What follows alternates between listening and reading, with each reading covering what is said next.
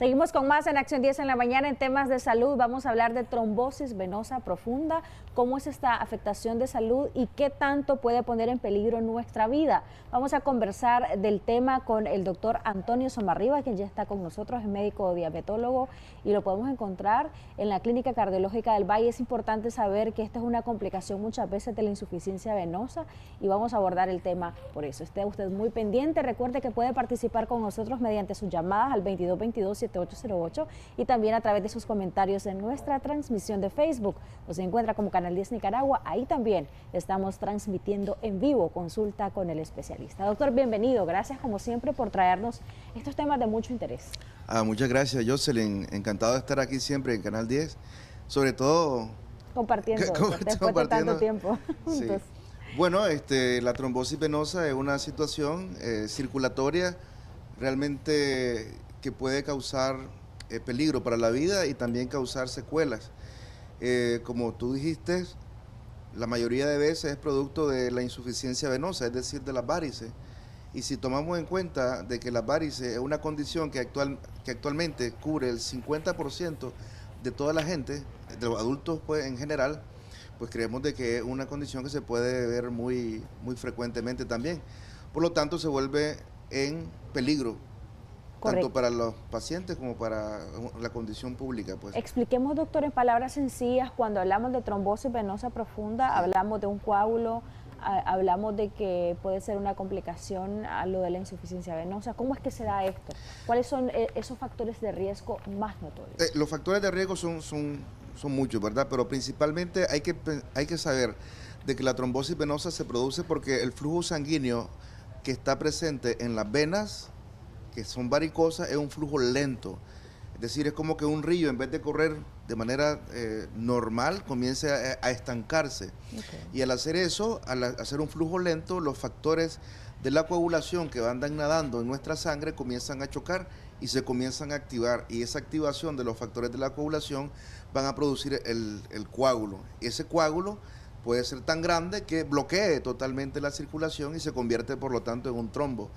Si no hay circulación, entonces todo lo que está por debajo de esa vena va a irse almacenando, de tal manera de que la pierna del paciente se vuelve enorme, se comienza a almacenar tanto la sangre como los líquidos y entonces una pierna va a ser más grande que la otra y además de eso va a verse con mucho dolor, con enrojecimiento o cambios de coloración y básicamente no puede caminar el paciente. ¿Y a la palpación se puede sentir caliente o frío a la piel? A la palpación se puede sentir caliente, ¿no? Muchas veces es confundida, como lo dice la mayoría de la gente, con erisipela, y realmente la erisipela es una infección por una bacteria, pero en este caso es básicamente factores de la coagulación que por física pues, del sistema circulatorio se presenta. Entonces, ¿cuáles son los factores? Bueno, primero las varices. Segundo, pacientes de que han tenido una cirugía, por ejemplo, cirugía de rodillas, cirugía de cadera, pacientes que han tenido fractura, pacientes que han estado encamados por mucho tiempo, eso moviliza factores de la coagulación que pueden volver a hacerse trombo. Entonces, todo paciente que es operado o que ha tenido ese tipo de situación que estoy hablando, debe de prevenirse con medicamentos anticoagulantes. ¿Aquel paciente que ya tuvo una trombosis puede volver a tener? Exactamente. El paciente que tuvo una trombosis se hace proclive a tener otra trombosis. Eso se llama síndrome post-trombótico. Entonces, lógicamente, si ya te dio una trombosis, pues tenés que cuidarte porque sabes lo grave que es. Causa muchísimo dolor. Casi no puedes caminar. Y nadie quiere repetir eso, entonces hay que estar utilizando las medias compresivas para varices, que eso facilita la circulación. Eso es parte de los tratamientos. Parte del tratamiento, las medias compresivas para varices, los medicamentos que son venotónicos que tienen que utilizar, bajar de peso, caminar, hacer algunos cambios de vida, ¿no? En el estilo de vida. Ahora, el propósito de los medicamentos, doctor, es diluir el coágulo. Sí, básicamente es evitar que se formen más y más coágulos, okay, porque el coágulo se puede recanalizar y volver la circulación, pero los medicamentos anticoagulantes evitan de que se formen otros coágulos en todo el sistema. Sin embargo, hay algunos medicamentos que son los que rompen el coágulo.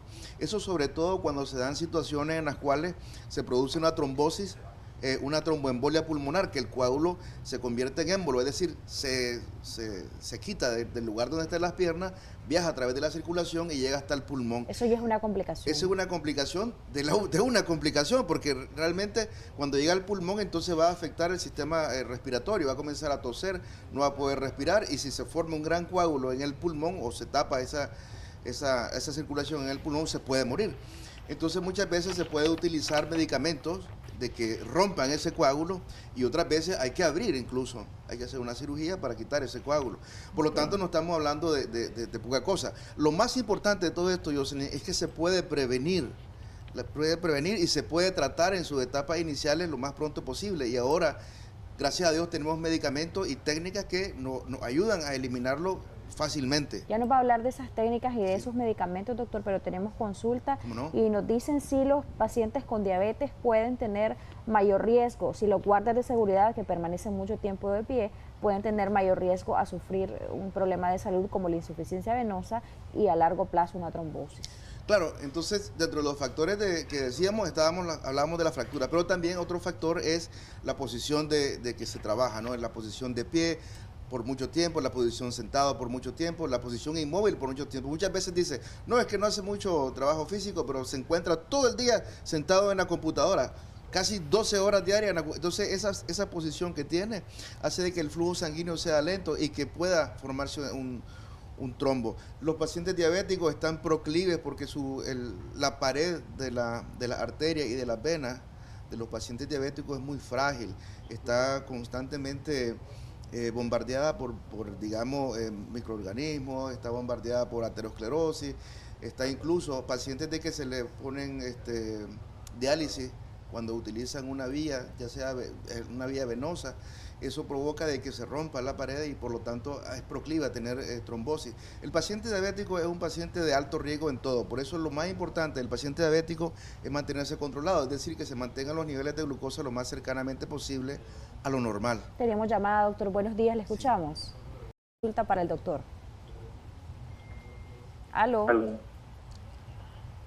Bueno, tenemos problemas con esa comunicación, pero nos quedamos pendientes, doctor, en cuanto a las técnicas y a los tratamientos. Usted decía que se puede prevenir la existencia o la aparición de una trombosis. Exacto, se puede prevenir, como te decía, si un paciente tuvo una fractura o tuvo una cirugía de cadera o de rodilla o cirugía mayor, pues se puede utilizar un medicamento que se encarga de evitar de que se formen trombos, porque cuando uno está haciendo la cirugía, lógicamente está rompiendo vasos, está rompiendo tendones, etcétera, ¿no?